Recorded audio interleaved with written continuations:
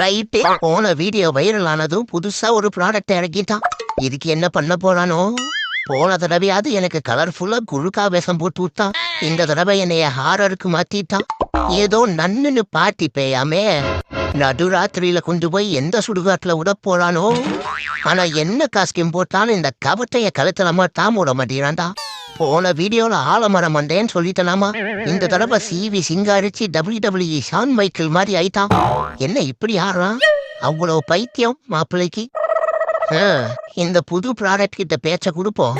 யாருமா நீயே? உன்னை எங்க பிடிச்சா? நான் அனாதை பிள்ளைங்களுக்கு ஆதரவு கொடுக்கற கம்பெனில இருந்து வாரேன்.